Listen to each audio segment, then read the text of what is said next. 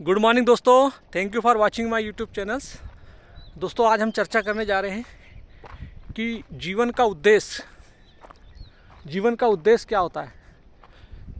दोस्तों, हम हमारे जीवन में हमें बचपन से सिखाया जाता है कि जीवन में कोई उद्देश्य होना चाहिए, किसी उद्देश्य के लिए हमें काम करना चाहिए और वो उद्देश्य के लिए हमें योजनाबद्ध तरीके से अपनी नीतियों बनाना चाहिए और अपने गोल सेट करना चाहिए और उसके अकॉर्डिंग टू अपने जीवन के उद्देश्य को पूर्ति करना चाहिए। दोस्तों, हम सबसे पहले ये समझते हैं कि उद्देश्य, इस वर्ड की जो सेंटेंस जो है जीवन का उद्देश्य, अब ये समझना ज़रूरी है कि ये उद्देश्य किसके लिए होता है और ये जीवन किसके लिए होता है। जब तक हम इन सब चीज़ों को बारीक से नहीं समझेंगे कि जीवन किसका होता है, तो जीवन होता है किसी जीव के लिए और उद्देश्य भी उसी जीव का होता है। अब वो जो जीव है वो कहाँ होता है, उसको समझना है कि वो जीव आखिर जिस उद्देश्य को लेकर अपनी लाइफ को जीवन बनाने जा रहा है वो जीव है कहाँ। दोस्तों, वो जीव हमारे शरीर में है, शरीर से उठता है, शरीर के अंदर है। ऐसा हम मानते हैं कि मैं बोलते हैं कि मैं हूँ, मतलब हमारा जीव जो हमारा शरीर है, हम उसको बोलते हैं कि शरीर ही हमारा सब कुछ है। यानी मैं हूँ तो हम आइडेंटिफिकेशन देते हैं कि मैं शरीर से पैदा हुआ हूँ और मेरे जीवन का उद्देश्य है कि मुझे कुछ करना है। तो यदि आप स्वयं को नहीं जानते, if you don't know to your self, how you will understand your life and how you will create your life. जब आप स्वयं को नहीं जानेंगे तो आप अपना जीवन कैसे बनाएंगे। क्योंकि दोस्तों, आप स्वयं को सर्च कीजिए, you find out to your self कि वेयर आर यू। सो हमारे जितने भी जो संत महात्मा ऋषि मुनियों ने हमें समझाया कि जो जीव है, जो अहम है, जो मैं है, जो हमारे शरीर में विद्यमान है, वो एक अपूर्णता के भाव में जीता है, एक डार्कनेस में जीता है, उसको स्वयं के बारे में कुछ भी पता नहीं होता।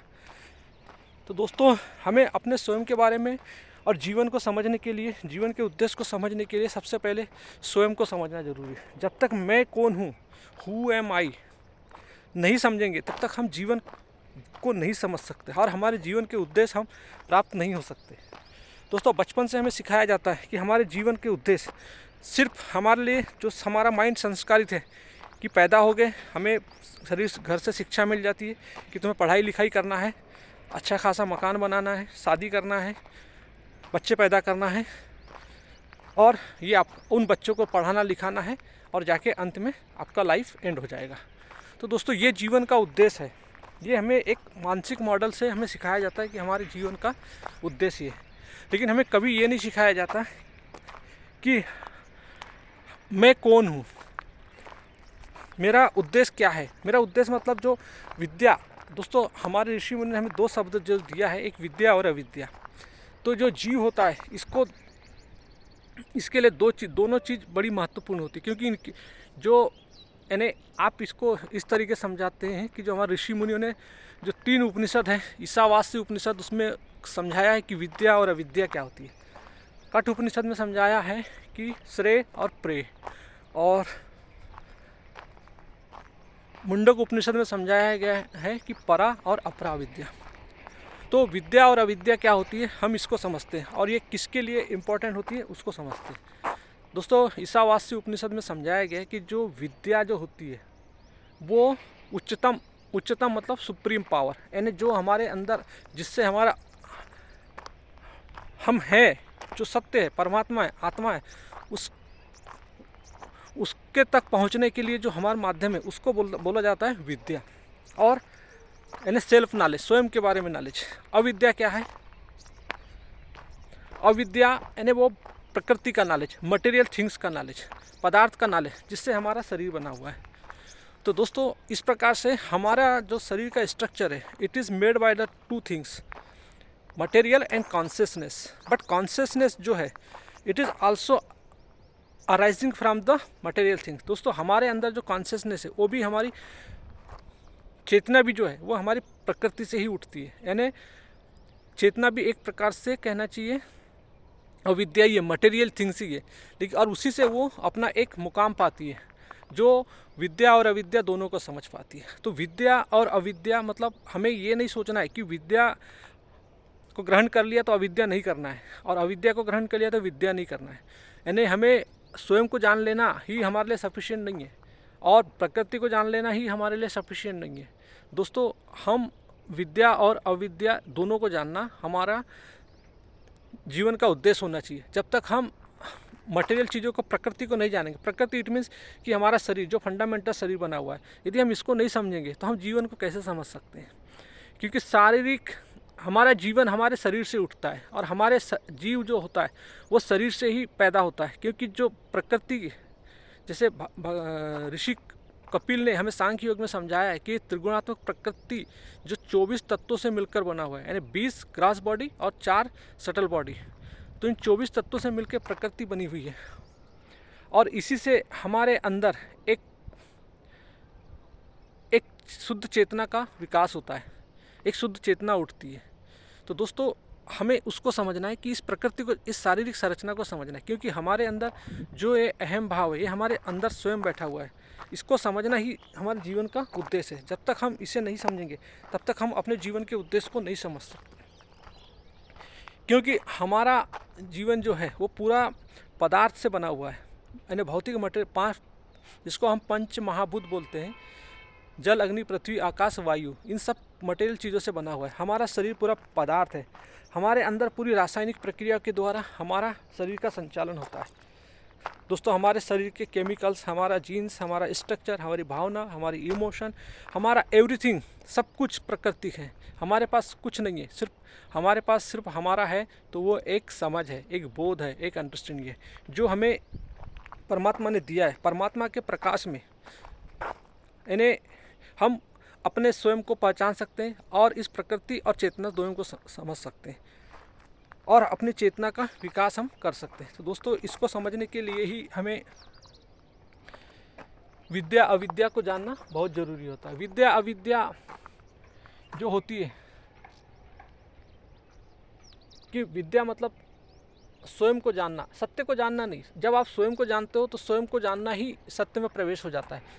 स्वयं का, अहम का विगलन ही सत्य में प्रवेश है। क्योंकि दोस्तों, जो अहम इस संसार में आपको समझना है तो दोस्तों 3 चीज़ों को समझिए। इस संसार में, प्रकृति में 3 चीज़ हमेशा होती है। एक होता है अहम, मैं, और दूसरा होता है प्रकृति और आत्मा। ये 3 एलिमेंट होते हैं, और हमेशा जैसे आप एक ट्रायंगल खींच लीजिए, एक लकीर खींच लीजिए, एक जो बीच में होता है वो अहंकार होता है, अहम होता है, और उसके एक सिरे पे प्रकृति होती है और दूसरे सिरे पे आत्मा होती है। तो अहम के दोनों सिरे जो होते हैं वो आत्मा और प्रकृति, प्रकृति यानी माया, प्रकृति को ही माया भी बोलते हैं। तो आत्मा और प्रकृति इन दोनों से कनेक्टिव होती रहती है, और ये दोनों की लड़ाई में ये बेचारा पीछा रहता है। जबकि सत्य और माया वो दोनों कभी एक दूसरे के सामने नहीं आ सकते। जैसे आपने देखा होगा कि जो कोल्ड वार जब हुआ था, जिस यानी सोवियत, रूस और अमेरिका के बीच में, तो उनके दोनों कभी आमने सामने नहीं आए थे, लेकिन उन्होंने ईरान और इराक के बीच उनकी लड़ाई चली थी। लेकिन मेन जो युद्ध करवाने वाले थे वो सोवियत, रूस और अमेरिका ही दोनों थे, जो ईरान और इराक के बीच में युद्ध हुआ था, जिसको प्रॉक्सी बैटल कहते हैं दोस्तों। तो उसी प्रकार से आत्मा और प्रकृति, क्योंकि आत्मा कहना चाहिए वो कुछ करती नहीं, क्योंकि वो निराकार है, उसका कोई रूप नहीं है, कोई आकार नहीं है। जो कहना चाहिए असंग है, जिसका कोई साथ नहीं है, निर्विकार है, निर्विकल्प है, अचिंतनीय है, वो कुछ नहीं करती, वो सिर्फ है। और प्रकृति तो जड़ है, तो प्रकृति भी कुछ नहीं कर सकती। तो दोस्तों, ये दोनों आत्मा और प्रकृति सिर्फ स्थिर है, और उसके बीच में जो अहंकार है, जो अहम है, जो दोनों सिराओं के बीच में स्थित है। और उसी के कारण, जैसे हमारे कबीर साहब कहते हैं कि 2 पाटन के बीच में चक्की चले और पीस क्या जाता है, गेहूँ। तो दोस्तों, उसी प्रकार से आत्मा और प्रकृति के बीच में अहंकार हमेशा उलझा रहता है। उसके इसलिए अहंकार के अंदर है ना, हम जीव के अंदर महायुद्ध कुरुक्षेत्र छिड़ा रहता है, और इस कुरुक्षेत्र को समझना ही हमारे जीवन का उद्देश्य होता है। तो दोस्तों, हमारे संत महात्माओं ने हमें समझाया है, जैसे कबीर साहब ने अपने भजनों में समझाया, समझ के देख मन मीत पियरवा। मतलब आशिक होकर सोना क्यों रे, समझ के देख मन मीत पियरवा, आशिक होकर सोना क्यों। तो उन्होंने हमें समझाया कि आपके पास गुरु नहीं है, ये नहीं है, तो गुरु नहीं है जिसके माध्यम से आप समझ सकते हैं। तो आप मन को मन से आलोकित कीजिए। मन से मन को आलोकित करना मतलब होता है कि हमारे ही अंदर जो दो सिरे हैं, लेकिन हम जो जीव जी रहे हैं वो हमारे अंदर परमात्मा का एक प्रतिनिधि, क्योंकि एक प्रतिनिधि तो है, हम अहम है, तो अहम स्वयं को दोनों सिरों में देखे कि जो मैं कर रहा हूँ, जो मेरे साथ हो रहा है, उसको ये पावर अहम को है। हम देख सकते हैं कि मेरे दोनों सिरे पे क्या हो रहा है, कि मैं एक भाई अच्छा काम कर रहा है और एक भाई गलत काम कर रहा है, तो वो अपने को समझा सकता है। एक अहम अपने ही अंदर जो प्रतिनिधित्व जो आत्मा के प्रकाश हमें तक दे रहा है। क्योंकि दोस्तों, प्रकृति और आत्मा दोनों का प्रकाश जो होता है एक थोड़ा सा अहम के लिए मिला होता है। वो उस थोड़े से प्रकाश से अहम अपने आप को रोशन कर सकता है। तो अहंकार, यदि अहम जो होता है, यदि वो प्रकाश परमात्मा के प्रकाश में स्वयं को प्रकाशित करे और सत्य के मार्ग पर चले, तो उसे निश्चित ही जीवन में फ़ायदा होने लगेगा, मुक्ति की ओर बढ़ने लगेगा, अपने स्वयं को समझने लगेगा, अपने आप को समझने लगेगा।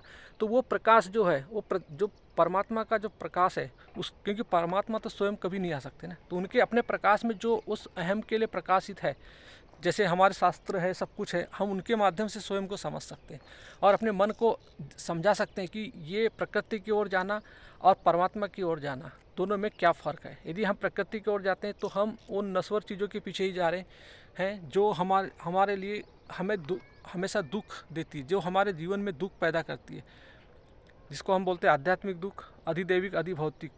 इन 3 दुखों का निर्माण करता है। लेकिन जब हम प्रेम की ओर जाते हैं, जब हम आत्मा को प्यार करते हैं, तो आत्मा का जो प्रतिनिधित्व वो हमसे हमारी हेल्प करने लगती है और हम उनके तरफ बढ़ने से जीवन मुक्त होने की ओर अग्रसर होते हैं, मुक्ति की ओर अग्रसर होते हैं। यानी मुक्ति की ओर मतलब मुक्ति मतलब होता है कि हम जो है जीव, जो हम पाश्विक वृत्तियों के साथ हम जन्म लिए, हम अपनी पाश्विक वृत्तियों से मुक्ति पा सकते हैं। तो दोस्तों, ये होता है हमारे अंदर के अज्ञान को देखना, अज्ञान को समझना, अविद्या को समझना। क्योंकि हम जब तक अपने अंदर विद्या और अविद्या को नहीं समझेंगे, यानी तब तक हम अपना अच्छा जीवन नहीं जी सकते। तो इसीलिए हमें समझाया गया है कि चेतना, हम चेतना के प्राणी हैं और हमें अपने चेतना से प्यार होना चाहिए, है ना। हमें स्वयं को जो पल पल प्रतिक्षण ऑब्जर्व करना चाहिए, अवलोकन करना चाहिए, और अवलोकन के माध्यम से ही हमारे अंदर आत्मज्ञान बढ़ता है। तो दोस्तों, और हमें हमेशा संतों का साथ करना चाहिए, उनकी वाणियों को समझना चाहिए। यही हमारे जीवन का एक उद्देश्य होना चाहिए, क्योंकि उद्देश्य तभी साकार हो सकता है जब आप स्वयं को समझे, विद्या और अविद्या को समझे। अविद्या और विद्या को नहीं समझेंगे तो हम जीवन में कुछ नहीं पा सकते। दोस्तों, इसीलिए हमें श्रीमद् भगवद गीता में भगवान श्री कृष्ण ने समझाया है 5वें अध्याय के 23वें श्लोक में, और कबीर साहब के भजनों ने हमें समझाया है। हमारे पास न जाने कितने सनातन ग्रंथ है, ऋषि मुनियों के ग्रंथ, जिनके माध्यम से हम समझ सकते हैं। तो दोस्तों, आप अपनी चेतना को नर्चर करने के लिए, अपने जीवन के उद्देश्य को पूरा करने के लिए विद्या और अविद्या दोनों को समझिए, और इनके लिए सबसे उपनिषद जैसे ग्रंथ हैं, श्रीमद् भगवद गीता और ब्रह्मसूत्र, ये और वेदांत दर्शन, ये प्रमुख ग्रंथ है मानव के अस्तित्व के। तो दोस्तों, आई थिंक कि आपको समझ आया। Thank you.